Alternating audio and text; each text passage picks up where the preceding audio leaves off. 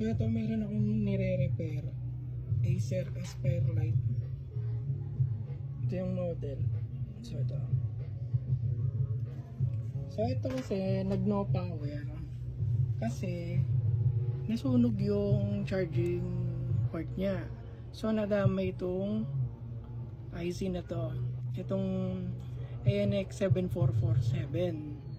So nag-short yung capacitor. Tsaka ito.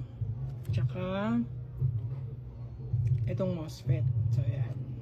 So ngayon, okay na siya.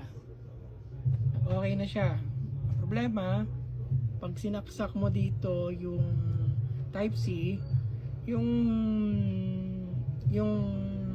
voltahe is nakastuck lang sa 5 volts. Pero yun nga, nagtataka ako bakit hindi siya umangat.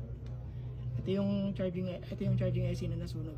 Ayun, charging port na nasunog. So ngayon, hindi na umakyat yung voltahe kahit wala na siyang problema. Pero ngayon, nag-on na siya. Nga lang, sa battery na lang. So hindi siya nag-charge.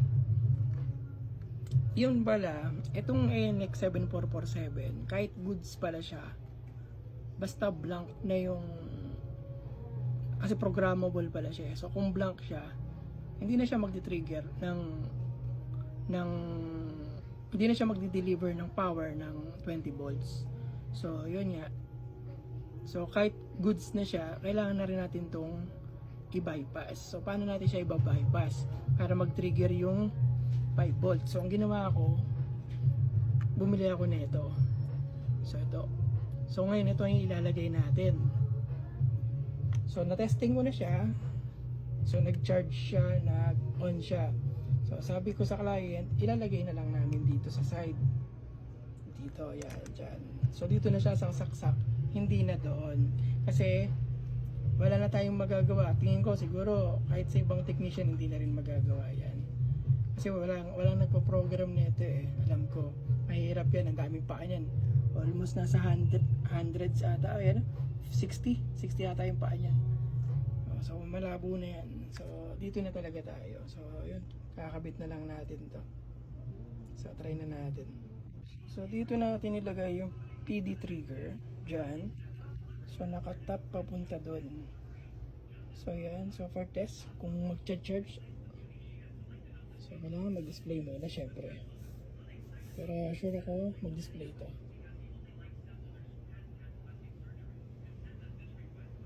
Kasi nare-reset yung BIOS niya. Yan.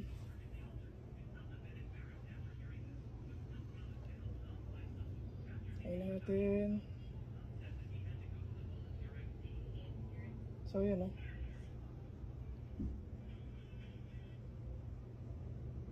ayos na siya. Ayos na. So yan, PD trigger.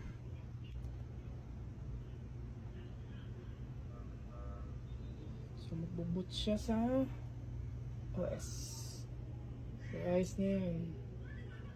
Testing na lang natin mamaya sa charger. So ayan, sa charge naman nakalagay na yung battery. So charging naman siya kung na siya na drain.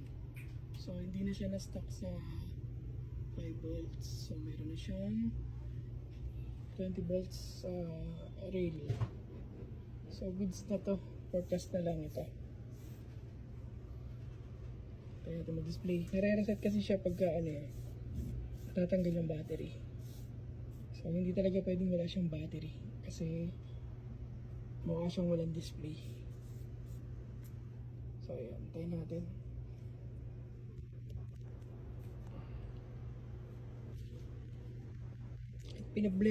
Problema talaga ako dito kasi nga nahirapan akong hanapan ng IC yan. Yung pala pinoprogram pala talaga yun. So malabo na talaga siya. So hindi na siya mare-repair unless na lang maglagay na lang tayo ng magpa-power delivery sa supply niya. So ayan okay na. So charging naman to for sure. Charger to, charging. Tingnan natin yung charging logo. Pag nakita natin yung charging logo, successful na tayo. Hindi pala maganda yung model, hindi pala maganda yung ganitong model. Santay natin. Tayo natin.